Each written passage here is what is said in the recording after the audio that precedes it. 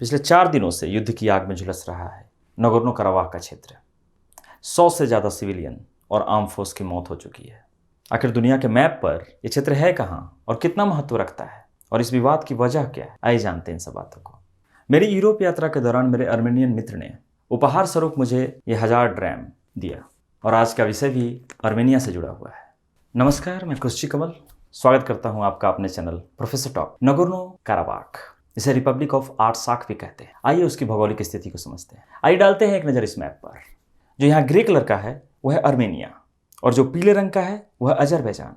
आप देख सकते हैं अजरबैजान का नाक्शिवान रीजन अर्मेनिया के अपोजिट साइड भी है और जो डार्क ब्राउन कलर है वह अर्मेनियन आर्मी द्वारा कब्जा किया हुआ अजरबैजान का हिस्सा है और उस डार्क ब्राउन के बीच में है नगोर्नो कराबाख। आई गेस दुनिया का सबसे ज़्यादा कॉम्प्लिकेटेड लैंड डिस्ट्रीब्यूशन है ये। इस विवाद के इतिहास तक जाने से पहले हमें इन देशों के धर्म को भी समझना जरूरी है। अर्मेनिया जो है वो क्रिश्चियन मेजॉरिटी कंट्री है, वहीं अजरबैजान मुस्लिम मेजॉरिटी कंट्री है। यदि हम पड़ोसी देशों की बात करें तो अर्मेनिया के उत्तर में जहाँ जॉर्जिया है वह भी एक क्रिश्चियन मेजॉरिटी कंट्री है, लेकिन पूर्व और दक्षिण में तुर्की और ईरान जैसे मजबूत मुस्लिम कंट्री हैं। वहीं अजरबैजान की मेजर बाउंड्री पार्ट जो है वो कैस्पियन सागर का है, लेकिन उसके उत्तर भाग में जॉर्जिया और रसिया जैसे क्रिश्चियन मेजॉरिटी कंट्री है। सो अर्मेनिया का ज़्यादातर पार्ट जो है वो मुस्लिम मेजॉरिटी कंट्री से घिरा हुआ है। अब इतिहास के द्वारा इस कॉन्फ्लिक्ट, इस विवाद को समझने की कोशिश करते हैं। अर्मेनिया ईसाईयत को राजधर्म के तौर पे कबूल करने वाला दुनिया का पहला राष्ट्र है, लेकिन वहाँ की सत्ता समय के अनुसार चेंज होती रही। कभी रोमन्स के हाथ में, कभी बेजेंटाइन, कभी पर्शियन, कभी ऑटोमन एम्पायर और बाद में रसियन। 1918 में ऑटोमन एम्पायर और रसियन एम्पायर के फॉल होते ही अर्मेनिया के साथ साथ अजरबैजान ने भी खुद को आज़ाद करा लिया। लेकिन अर्मेनिया एंड अजरबैजान दोनों ही यूएसएसआर सोवियत रूस के पार्ट बने। वहीं पैरेलली 1915 से लेकर 1918 तक सिस्टमैटिक तरीके से गिरती हुई ऑटोमन एम्पायर ने, तुर्की ने 20 लाख से ज़्यादा अर्मेनियन को मार दिया, जिसे अर्मेनियन जीनोसाइड के नाम से जाना जाता है। 1920 में रशियन लीडर स्टालिन ने नगोर्नो कराबाख के रीजन को स्वतंत्र कर दिया और यही सबसे बड़ा कारण बना विवाद का। नगोर्नो कराबाख जहाँ अजरबैजान के क्षेत्र में था, लेकिन यूएसएसआर से जुड़े होने के कारण अजरबैजान कभी खुलकर इसका विरोध नहीं कर पाया और स्टालिन के सख्त रवैये की वजह से छोटी मोटी लड़ाइयाँ अर्मेनिया और अजरबैजान के बीच में होती रही। कम्युनिटी बेसिस पे मुस्लिम और ईसाइयों के बीच में छोटी छोटी लड़ाइयाँ होती रही, लेकिन कभी खुलकर सामना नहीं आया। बट मामला तब बिगड़ता चला गया जब 1988 में सोवियत रूस टूटने के कगार पर आ गया और इस मौके का फायदा उठाकर अर्मेनियन आर्मी ने नगोर्नो-कराबाख तक के रीजन को अपने अंदर कर लिया। उसकी एक वजह थी ईसाई मेजॉरिटी रीजन होने की वजह। बहुत सारे चर्चेज और पुराने कैथेड्रल्स नगोर्नो-कराबाख के रीजन में आते हैं और मामला युद्ध स्तरीय तब हो गई जब 1991 में नगोर्नो-कराबाख की ऑटोनोमस गवर्नमेंट ने और खुद को रिपब्लिक ऑफ आर्टसाख के नाम से स्वतंत्र घोषित कर दिया। अर्मेनिया और अजरबैजान के बीच में बहुत भारी युद्ध हुआ जिसमें 30,000 से ज़्यादा लोग मारे गए, लाखों डिस्प्लेस हुए। तब 24 मार्च 1992 को OSCE organisation for security and cooperation in Europe ने फ्रांस, रसिया और इंग्लैंड की अध्यक्षता में मिन्स्क ग्रुप का गठन किया। इस ग्रुप का एक ही मकसद था, अजरबैजान और अर्मेनिया के बीच में संधि कराना और शांति बहाल करना। और इस ग्रुप के गठन होते ही युद्ध को तत्काल रोक दिया गया। लेकिन वास्तविकता में युद्ध कभी रुका नहीं। छोटे छोटे अघोषित युद्ध हमेशा होते रहे अर्मेनिया और अजरबैजान के बीच में। उसकी एक और वजह है कि रसिया को as a mediator, as a अध्यक्ष के रूप में तय किया गया था, लेकिन रसिया का हमेशा से अर्मेनिया की तरफ एक सॉफ्ट कॉर्नर रहा है, एक झुकाव रहा है। और कई खबरों के अनुसार माने तो $2 बिलियन का आर्म्स रसिया ने अर्मेनिया को डोनेट किया है। रसिया हमेशा अर्मेनिया को मजबूती देता रहा और वहीं तुर्की अजरबैजान को सपोर्ट करता रहा। इस मुद्दे को लेकर यूनाइटेड नेशन सिक्योरिटी काउंसिल ने 4 रेजोल्यूशन पास की, जिसमें एक ये कहता है कि अर्मेनिया इमीडिएटली अजरबैजान के हिस्से को छोड़ दे, जिसे अर्मेनिया ने मानने से इनकार कर दिया। और दूसरा रेजोल्यूशन जो है अजरबैजान के पक्ष से ये है कि अर्मेनियन आर्म फोर्स जो है वो टेरिटरी को छोड़ दे और जेनेवा पैक्ट के अकॉर्डिंग लोगों को कोई नुकसान नहीं पहुंचाया जाएगा। अर्मेनिया ने इस बात को मानने से भी इनकार किया।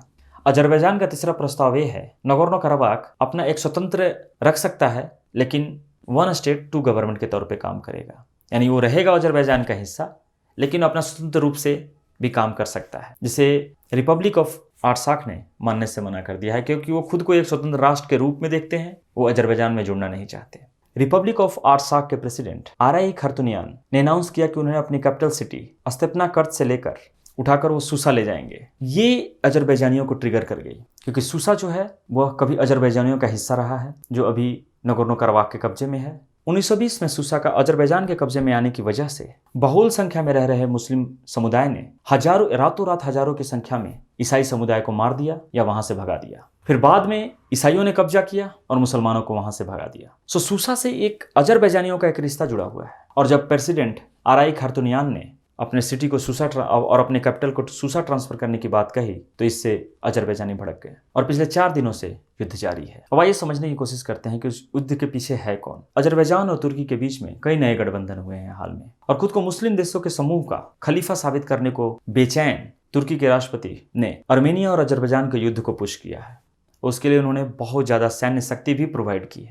मेन स्ट्रीम मीडिया को छोड़कर यदि हम अदर इन्फॉर्मेशन की बात करें तो 10,000 से ज़्यादा सीरियन रिबेल्स जो कभी सीरिया में युद्ध लड़ा करते थे वो भाड़े के तौर पर अजरबैजान लाए गए हैं आर्मेनिया के खिलाफ, जहां उनकी सैलरी $1,500 से $2,000 है। नगोर्नो कराबाख का टोटल पॉपुलेशन मात्र 1.5 लाख है। आर्मेनिया का डर ये है यदि नगोर्नो कराबाख को अजरबैजान को सौंप दिया जाएगा तो ये 1.5 लाख क्रिश्चियंस मारे जाएंगे। इस युद्ध की स्थिति में दोनों राष्ट्रों के अध्यक्ष ने अपने अपने स्टेटमेंट जारी। वहीं आर्मेनिया के प्रधानमंत्री निकोल पाशियान ने डायरेक्ट तुर्की की तरफ इशारा करते हुए कहा कि तुर्की का एक डेंजरस रवैया पूरे विश्व के लिए बहुत ही खतरनाक है और इसे जल्द से जल्द रोका जाए। वहीं अजरबैजान के राष्ट्रपति इल्हाम अलियेव ने अपने स्टेटमेंट में कहा कि अजरबैजान ने हमला नहीं किया है, आर्मेनिया ने सबसे पहले अजरबैजान पर हमला किया है और अजरबैजान इसका भरपूर जवाब देगा। यदि हम बड़े पिक्चर को देखें तो यह युद्ध सिर्फ आर्मेनिया और अजरबैजान का नहीं है, इसमें बड़े खिलाड़ी तुर्की और रसिया का है और उनका आपसी विवाद है। सीरियन युद्ध में जहाँ रसिया ने सीरिया के गवर्नमेंट को सपोर्ट किया था, वहीं तुर्की ने सीरिया के विरोधियों को सपोर्ट किया था और वहीं पर तुर्की और रसिया के बीच में विवाद बढ़ा है।